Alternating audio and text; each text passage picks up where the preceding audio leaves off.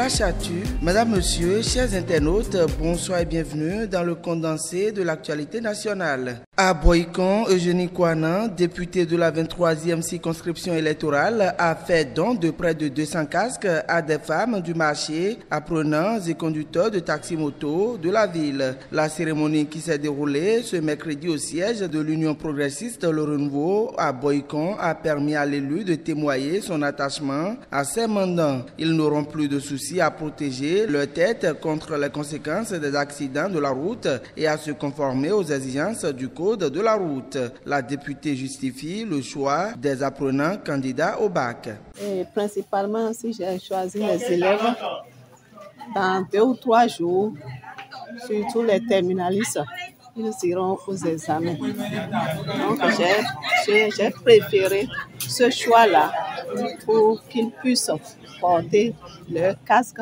s'ils sont à moto ou bien sur SIM.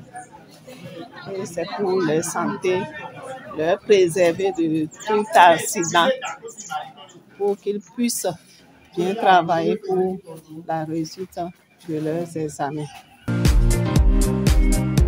Et puis la Société béninoise d'énergie électrique annonce des perturbations dans la fourniture de l'énergie demain jeudi dans le département des Collines. La SB2E explique dans son communiqué que les dites perturbations sont motivées par des travaux de construction de nouveaux postes sources et de nouvelles lignes HTB par le projet d'accès durable et sécurisé du Bénin à l'énergie électrique PAD SB2E. Un projet qui vise à développer et à renforcer le réseau électrique pour une meilleure disponibilité de la fourniture d'énergie et l'amélioration de la qualité de service à la clientèle. De 9h à 15h, l'électricité ne sera donc pas disponible dans les localités de Panouian, Dassa, Glazoué, Savet, Savalou, Banté, Tchéti, Doumé-Otola et environ.